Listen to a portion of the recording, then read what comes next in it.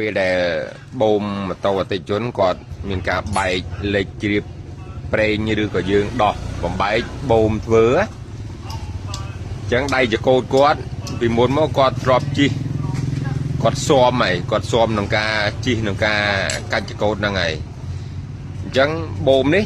ការប្រើប្រាស់របស់គាត់ពីកន្លងមកវាតែងតែមានពើងតិចតួចហើយអញ្ចឹងការពើងតិចតួចហ្នឹង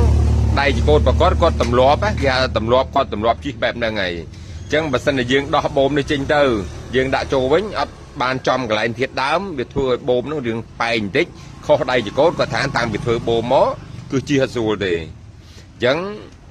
កំហុសមកពីអ្នកណាកំហុសមកពីជាងគាត់ជួសជុលអញ្ចឹងនៅពេលដែលយើងចាប់ដើមដោះបំបែកឬមួយក៏តម្លាក់បូមចុះយើងត្រូវ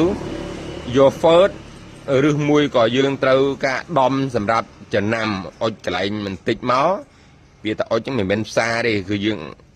ដំវាអុកបន្តិចមកដើម្បីចំណាំរយចំណុចរបស់វាអញ្ចឹងខាងឆ្វេងខាងស្ដាំអញ្ចឹងនៅពេលដែលយើងចាប់ដើមដាក់បញ្ចូលវិញយើងដូរហ្វឺតយើងជាមួយនឹងដាក់ប្រេងឯស្តង់ដាឲ្យបានស្អាតល្អហើយពាក្យថាស្តង់ដាហ្នឹងគឺ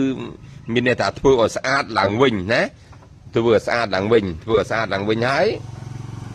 យើងចាប់ដើមដាក់ចូលចំគំនូសវិញមកដៃចកោតប្រកបនៅតែដដែលយល់ហ្នឹងហ៎អញ្ចឹងបើសិនយើងអត់បានដោចំណាំឬក៏យើងអត់បានដំចំណាំយើងដោះចេញមកតទៅពេលដាក់ទៅចូលទៅវិញអាខាងនេះវាបើមកកណេះកណោះបែរមកកណោះវាចាប់ដើមធ្វើឲ្យខុសដៃចកោតគាត់អត់ព្រមទេគាត់ថាម៉ូតូតាំងពីធ្វើបូមនឹងហើយមកបូមលូតស្រួលទេប៉ុន្តែដៃចកោតគាត់ថាបាក់ជីជាងមុនឆ្ងាយអញ្ចឹងគាត់អត់សុខចិត្តទេអញ្ចឹងដៅបែបនេះខ្ញុំត្រូវចាំកន្លែងហ្នឹងយកទៅចាំទៅឲ្យអាយុអត់មានយកអាយុប៉ុណ្ណឹងយកមកវាយទេអាយុប៉ុណ្ណឹងយើងដំមកយើងដំបែបនេះបើសិនជាយើងដំតាកន្លែងបូមនេះវាមិនខូចបូមអញ្ចឹងដំធ្វើយ៉ាងម៉េចឲ្យកន្លែងចំណុចនេះហើយចំណុចនេះវាស៊ីគ្នាចេះយល់ទេយល់កន្លែងហ្នឹងនេះចេះ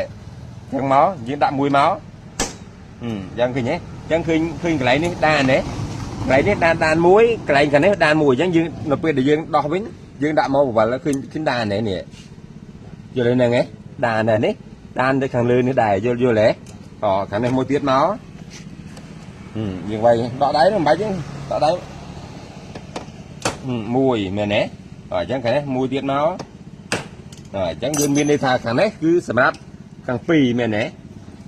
យើងវាយនេះយើងគ្រាន់តែវាយដៅវាដើម្បីឲ្យដាក់យើងវិញដាក់ឲ្យចំជាមួយនឹងដៃចកោតព្រោះអតិថិជនគាត់ធ្លាប់ជិះស៊ាំអញ្ចឹងហ្នឹងយល់ហ្នឹងហ៎គាត់ស៊ាំដៃចកោតបែបហ្នឹងហើយអញ្ចឹងនៅពេលដែលយើងអត់ដៅគំនូសវាទុកនៅពេលដែលយើងដាក់អាបូមនេះមកកណេះដាក់មកកណេះបែរមកកណេះមិនដែរដៃចកោតគាត់ជិះអត់ដូចមុនគាត់ថ្នាក់ដៃចកោតគាត់ស៊ាំដៃចកោតបែបហ្នឹងហ្នឹងអញ្ចឹងនៅពេលដែលយើងធ្វើហើយបូមវាលូតស្រួលក៏ពិតមែនប៉ុន្តែដៃចកោតខុសស៊ាំគាត់ស៊ាំជិះអញ្ចឹងហើយអញ្ចឹងវាធ្វើឲ្យមិនដែរគាត់ទៅជែកងាងហើយទៅជែកងាងនិយាយថាខ្ញុំអត់មានបានធ្វើអីរបស់បងឯងផងខ្ញុំធ្វើបូមវាលូតស្រួលហើយយល់ថាបូមវាលូតស្រួលហើយក៏ប៉ុន្តែគាត់នៅតែអត់ព្រមថាជិះពិបាកជាងមុនយល់ហ្នឹងហ៎គឺហេតុផលគឺបែបហ្នឹង